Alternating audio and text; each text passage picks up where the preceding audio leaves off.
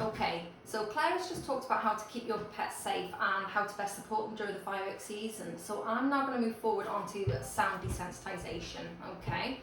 So sound desensitisation is a controlled therapy session that we recommend.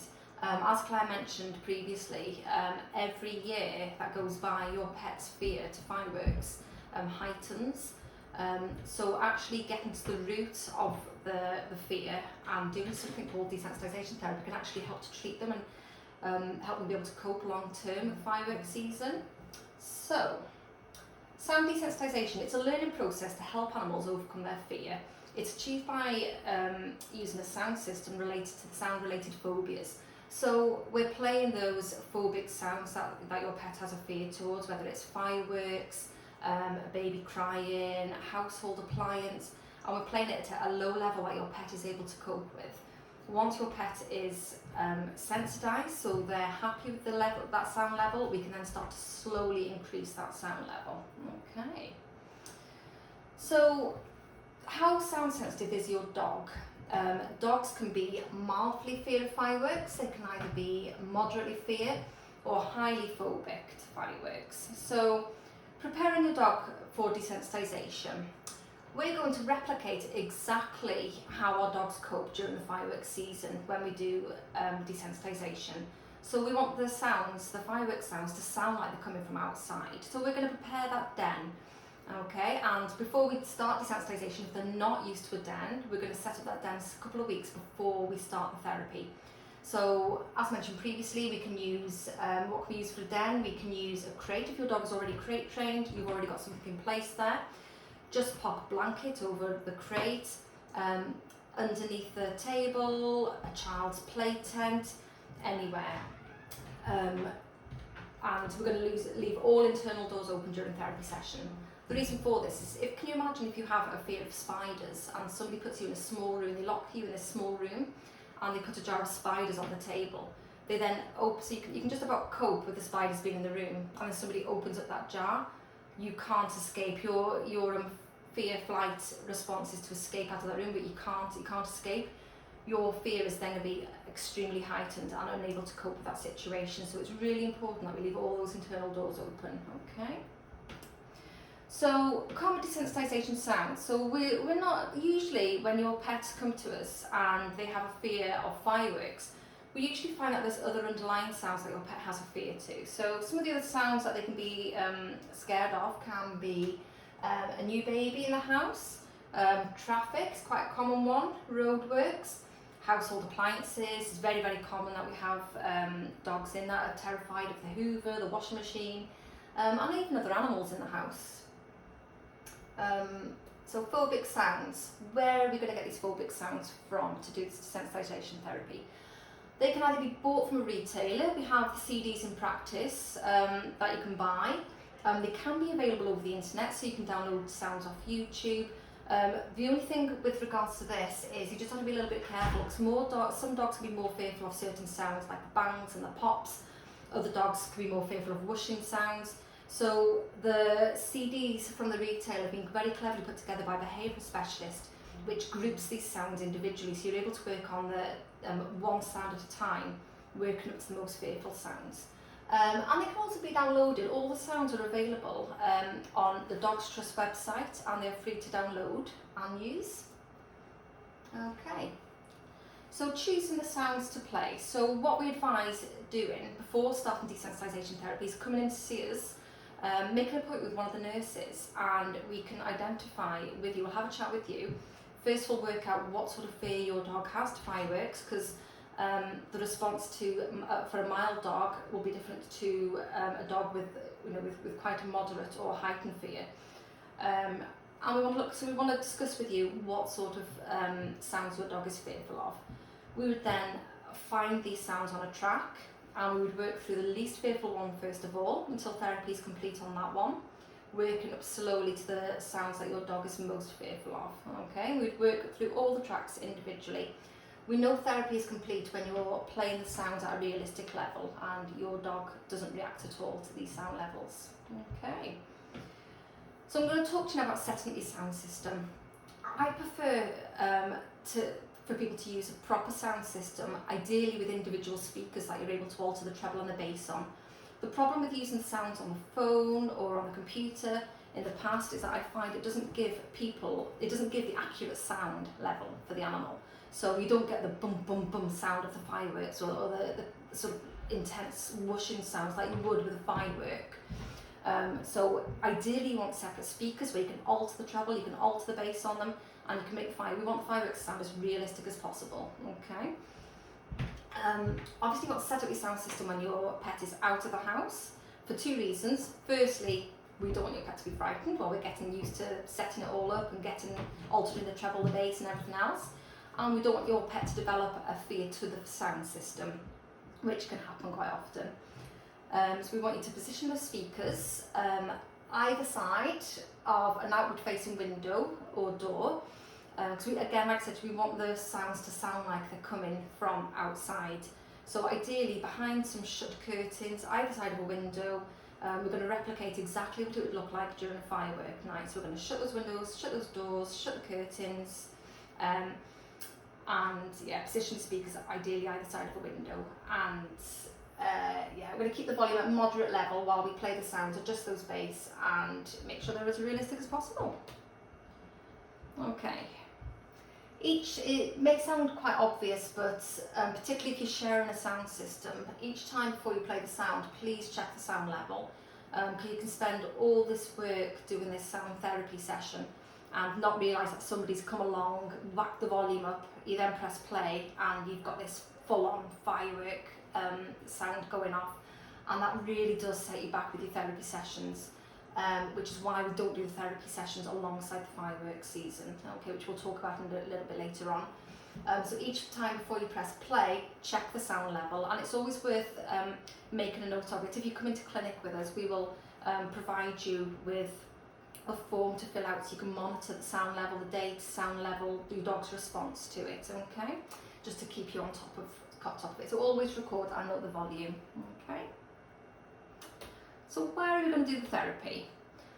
So we're going to start off the therapy sessions where your pet feels most safe. So this is the room where your dog will go to hide when he's fearful. So will it be under the bed in your bedroom? Will it be underneath the table in the dining room? Will it be behind the sofa in the living room?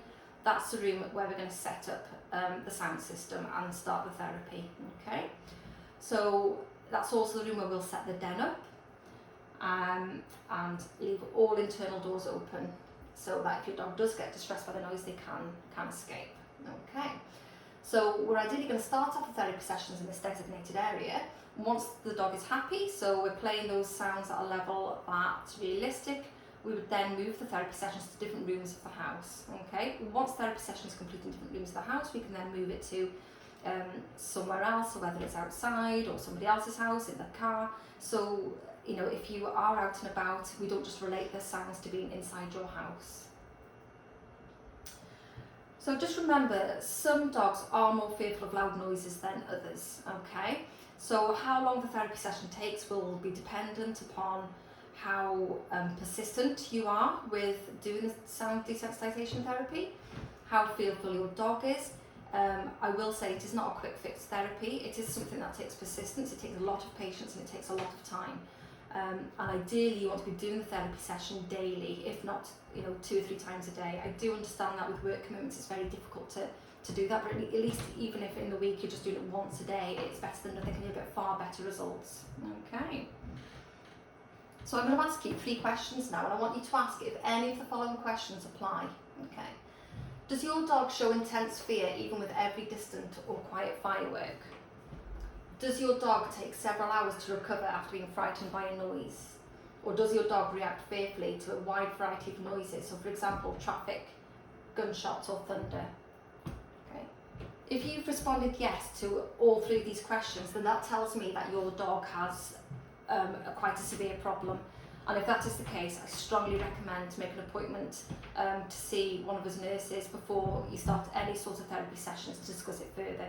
It may be that they need stronger medication to go alongside therapy session, which we can do, some prescribed medication, start off with that we can eventually start to reduce alongside therapy sessions, but it's really important not to start any sort of therapy sessions before you come in and have a chat with somebody, okay? It is possible for your dog to be too sound sensitive to the sound sensitization system. And just remember, your dog's sound decimal level is a lot higher than ours. So even if you've got the sound level at the absolute lowest, a level that you might not even be able to hear, your dog will be fully aware of it. And if they are even showing those subtle signs of fear at that level, stop therapy straight away, come in and see us. Okay, so when do you do the therapy? We're not going to do it during the fireworks season. So as Claire mentioned, we're not going to do it between the months of September and New Year, because if you're doing the therapy session alongside when the realistic noises are going on outside, it's a controlled therapy session. When you're doing it alongside real noise outside, it's just completely pointless and you're undoing all of your good work. So the best time to do it is to sort of start in the middle to the end of January, February time, and you need to stop therapy June, July time, really, about the end of August. Okay.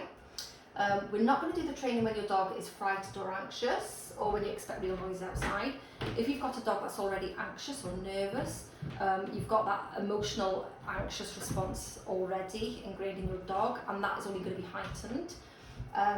And avoid times when your dog is excited, because if you've got that excitement response, that response is just going to be heightened and heightened and heightened.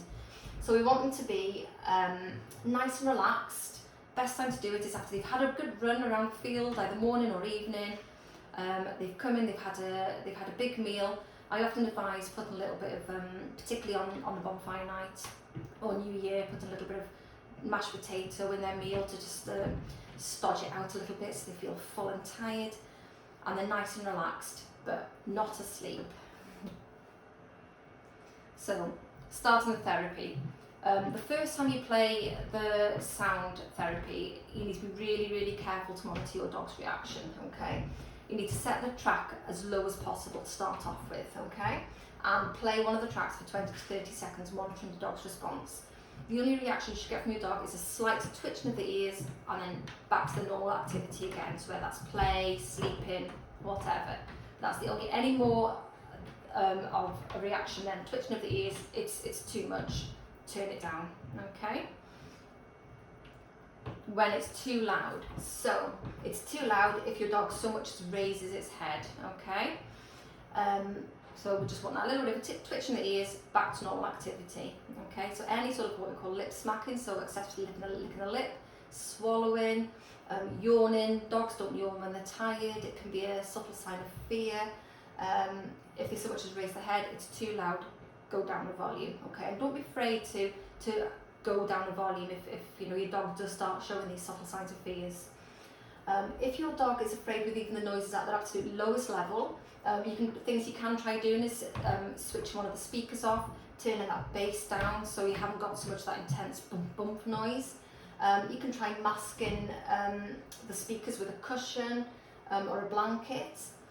If your dog is still frightened with it, after doing all that at the absolute lowest level, you need to come in and see us really for more help and support. Okay.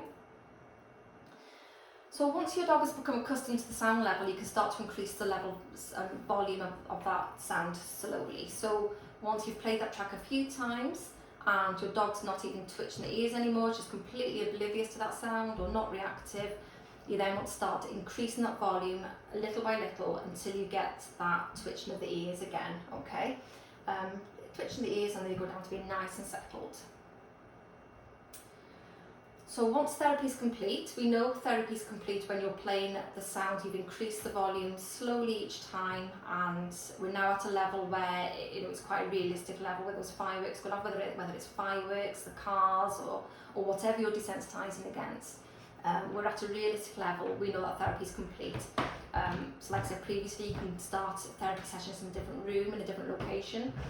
One thing we do advise then once therapy session is complete is something called counter conditioning.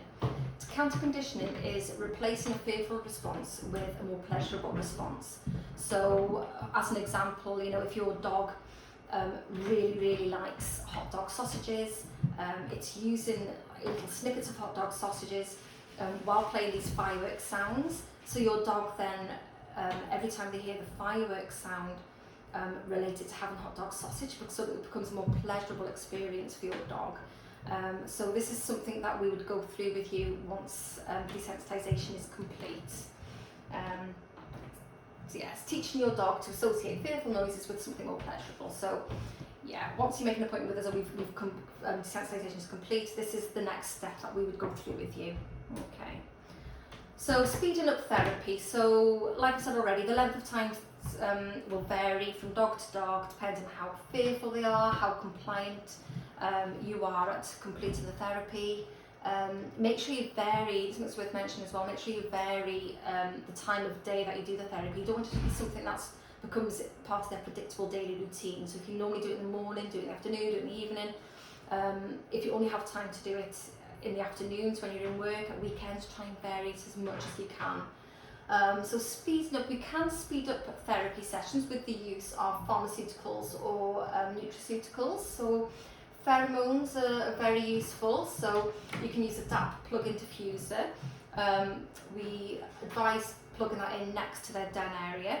Now DAP is basically a synthetic copy of the bitch's pheromone that she releases when she's lactating, and it just helps to take the edge off them and just to help to calm them down, help them to become nice and relaxed. You can also get the DAP diffuser in either a collar or a spray that you can spray in the blanket or bed. And a nutraceutical is basically a nutrient that's added to a diet to give a desired effect. So the way Carmex works, it's basically contains something called L-tryptophan, which is a serotonin precursor. It's like a happy hormone. It gives you the effect of we have like having a glass of wine. It just takes the edge off them a little bit. There's also pet remedy spray. Again, you can spray that in their bedding area, in their den. There's also Serenacare. This is great. It's not so great for firework therapy, but it's great for desensitization because it requires long-term use. There's also a thunder shirt, which can be very useful. It's almost like swaddling a baby. It just helps them to feel nice and secure. And the good thing with the thunder shirts as well is you can spray the pet remedy or the DAP diffuser on the coat. And these can all be interlinked. You can either use the Adaptal Calm and the Thunder shirt, you can use the pet remedy with the NutriCalm. You'll find that some suit certain dogs more than others, and vice versa. So it really is, don't be afraid to interlink them. Some of them are designed to work, they work beautifully together. Okay. So as a summary, preparation for the anticipated event. Get your den in place. Okay, the main reason why dogs tend to pace around when they're anxious is because they're looking for somewhere to hide. Two things that are valuable in the canine world is somewhere safe to sleep, a safe haven, and food and water. So get your den set up at least a couple of weeks before the anticipated event or desensitization. Make sure you put lots of blankets or your own jumpers in there so you can comfort your pet indirectly. Get your DAP diffuser plugged into place, your nutraceutical therapy, so your Carmex there. Short-term use of medication, so if your pet has got quite a severe fear to fireworks, we can talk about more short-term use of stronger medication alongside therapy.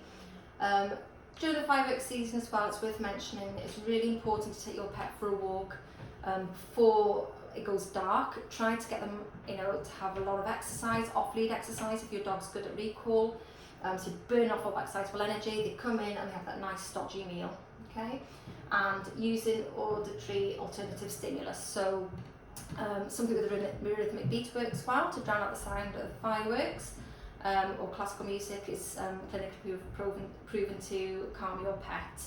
Just be wary if you're putting the television on, sometimes soaps or the news will have fireworks sounds on, so it's just something to be aware of. Okay. Management during the event continued, so human interaction. If you've got a fearful pet, never leave them alone during the fireworks season, okay? And just be wary as well if your pet is fearful and they're in their den and they seem to be coping, just leave them to it. Don't be tempted to go in there and fuss them too much, because if an animal is scared, they do have a fear, they can have a fear response, and even the nicest of animals can become aggressive, okay? So you don't want to turn that into a fear aggression. By all means, if they come up to you, feel free to give them that reassurance, but let them come to you rather than going to them. safety, just remember safety first, okay? And long-term treatment, we recommend the sound, scary desensitisation and counter-conditioning, and behavioural assessment and further medication. So thank you very much for listening. Do come in and make an appointment. We hope you find it helpful, but yeah, do come in and make an appointment with one of us nurses who can go through desensitisation and counter-conditioning. Thank you very much.